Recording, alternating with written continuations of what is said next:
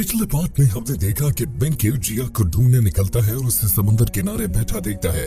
जिया मिंक्यू को देखते ही तुरंत अपना नेकलेस छुपा लेती है, लेकिन मिंक्यू वो नेकलेस पहचान लेता है। मिंक्यू ने नेकलेस AG3 रोबोट को दिया था। ये जानकर के मिंक्यू के साथ धोखा हुआ है, वो काफी निराश दिखाई देता है। इससे पहले कि वो जिया को कुछ कहता, उसे फिर से एलर्जी होने लगती है और मॉनिटर रेड पर पहुंच जाता है। मिंक्यू जमीन पर गिर जाता है। जिया मिंक्यू को संभालने के लिए आगे बढ़ती है।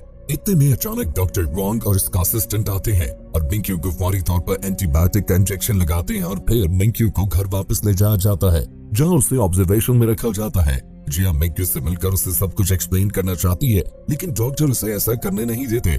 अगले दिन हम देखते हैं कि मिंक्यू से मिलने उसका असिस्टेंट जेन उसके पास आता है, जहाँ पर वो मिंक्यू को सेंटा मारिया और वॉन्ग रिसर्च टीम के खिलाफ कानूनी कार्रवाई करने के लिए पेपर साइन करने के लिए देता है। साथ ही जिया के खिलाफ भी कानूनी कार्रवाई करना चाहता है, क्योंकि जिया ने उन्हें धोखा दिया। साथ ही जिन मिंक्यू को इस बात से भी वार्न करता है इस कंपनी में अपनी पोजीशन वो खो देगा और हो सकता है कि उसकी एलर्जी की न्यूज पब्लिक हो जाएगी। लेकिन मिंक्यू अपना इरादा नहीं बदलता और यहीं पर एक हैरानकुन बात पता चलती है कि जिया जेन की बहन है और जेन भी अपना रेजिग्नेशन लेटर मिंक्यू के हवाले कर देता है। अगले सीन में हम देखते हैं जेन सेंटा मारिया जाता है और सभी लोगों को ये जगह खाली करने को कहता है। दूसरी ओर जिया मिंक्यू के घर मिंक्यू के लिए प्रॉपर हाइजीनिक और साफ सुथरा खाना तैयार कर रही होती है। ये खाना तैयार करते समय जिया ने सेफ्टी गियर सूट नहीं पहना होता है। जिया रोजाना मिंक्यू के घर का विजिट करती है, लेकिन मिंक्यू रोजाना जिया की तरफ से बनाया हुआ खाना डस्टबिन में फेंक देता है और जिया को बिल्कुल भी रिस्पॉन्ड नहीं करता। लेकिन जिया ये सब देखकर हार नहीं मानती और बताती है उसका ख्याल रखने के लिए वो रोजाना यहाँ आया करेगी। मिंक्यू अपने बेड पर लेटा होता है, उसे फिर से जिया की यादें सताने लगती हैं, जिसकी वजह से वो सो नहीं पाता। मिंक्यू घर से बाहर निकलकर अपने बटलर के पास आ जाता है, जहाँ पर वो आग जला बैठा है। मिंक्यू उसके पास आकर खड़ा हो जाता है और बटलर से बातें करने लगता है। मिंक्यू बटलर से पूछता है कि क्या तुमने भी मुझसे कोई झूठ बोल रखा है, जिस पर बटलर जवाब देता है कि दुनिया में कोई भी ऐसा इंसान नहीं जो झूठ नहीं बोलता। अगले दिन हम देखते हैं कि जिया मिंक्यू के घर की तरफ बाइक पर ड्राइव करते हुए जा रही है। तभी अचानक रास्ते में एक बच्चा आ जाता है, जिससे बाइक गिर जाती है और जिया का हाथ जख्मी हो जाता है। उधर घर में मिंक्यू जिया के लेट हो जाने से बेचैन हो जाता है और सोचने लगता है कि जिया अभी तक क्यों नहीं आई। लेकिन दिन को आने के बजाय जिया शाम के वक्त घर आ जाती है और रूटीन की तरह मिंक्यू का खाना रेडी करती है और जाने लगती है। मिंक्यू उसे रोकता है और उससे सवाल करने लगता है कि तुमने ये सब मुझसे फायदा उठाने के लिए किया। जवाब देती है कि मैं तुम्हें बहुत कुछ बताना चाहती हूँ, लेकिन मिंक्यू उसकी किसी भी बात को सुनने के मूड में नहीं होता और जिया को कहता है कि तुम मुझे दुख पहुंचाकर और मुझे धोखा देकर काफी खुश नजर आ रही हो। गुस्से में आकर मिंक्यू ग्लास फेंक देता है, जिससे कांच टूट जाता है और जिया का हाथ जख्मी हो जाता है।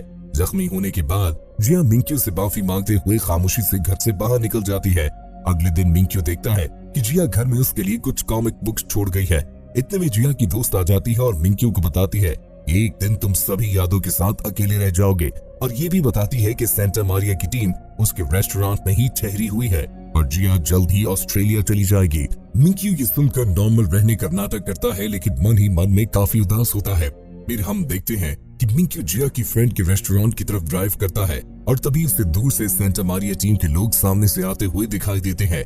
तभी मिंक्यू जिया की दोस्त के बोले हुए लफ्जों को याद करता है कि एक दिन तुम सिर्फ अपने तोहफों और उन यादों के साथ ही अकेले रह जाओगे। मिंक्यू सेंटा मारिया के मेंबर्स को देख रहा होता है, जिनमें से एक मेंबर मिंक्यू को पहचान लेता है और उसकी तरफ भागता है, लेकिन मिंक्यू तेजी से ड्राइव करता हुआ वहां से निकल जाता है। घर आकर वापस मिंक्यू टीवी ऑन करता है। न्यूज पर दिखाया जाता है कि लगभग 70 सितारे आज के दिन गिरने वाले हैं। मिंक्यू इस खबर को नजरअंदाज करते हुए अपनी अम्ब्रेला वापस रखने जाता है।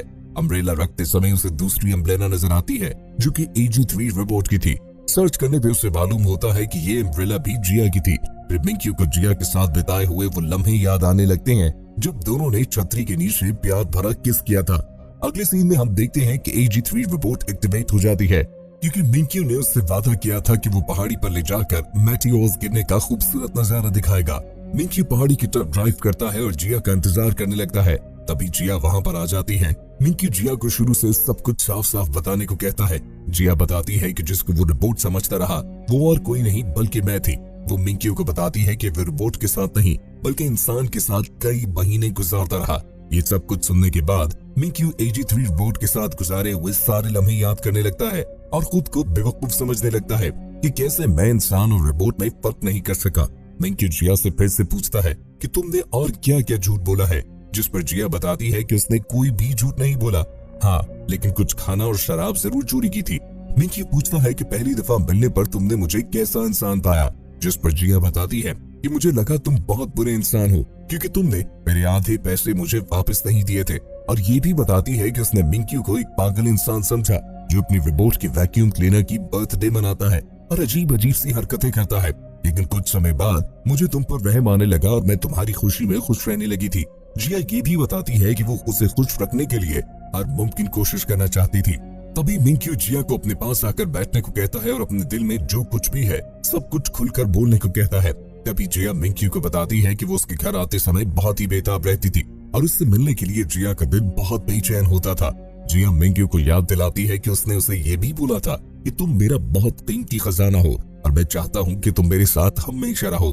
ये बातें सुनकर मिंकी के दिल पर बहुत ही अच्छा असर हुआ था और वो मन ही मन में मिंकी को पसंद करने लगी थी। जिया और भी बहुत सी साथ बिताई हुई यादों के बारे में मिंकी को बताती है और ये भी बताती है कि मिंकी ने जिया से ये बोला था कि मैं चाहता हूँ तुम मुझे तब भी याद रखो जब मैं बदल जाऊं।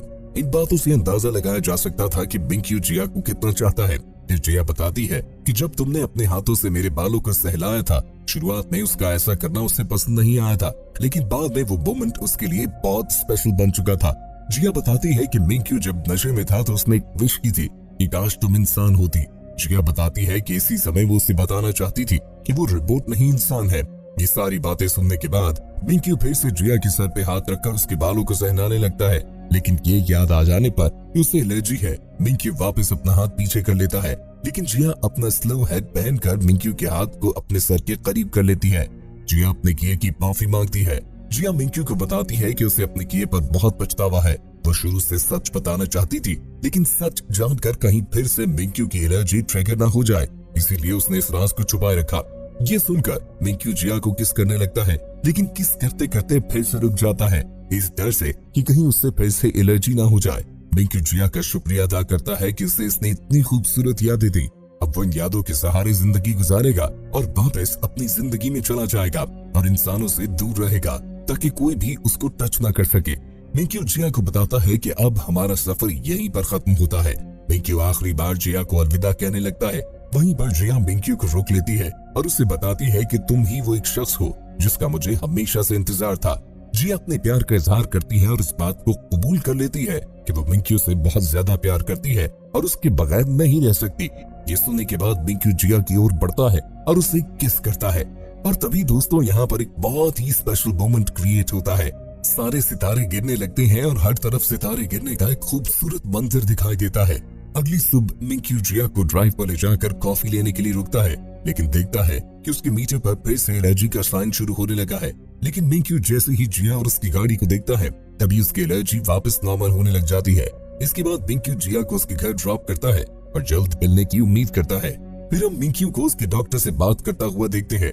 डॉक्टर मिंकी को बताता है कि तुम्हारी बीमारी का कोई भी मुकम्मल इलाज नहीं है, ये बीमारी किसी भी वक्त आ सकती है और वापस जा सकती है।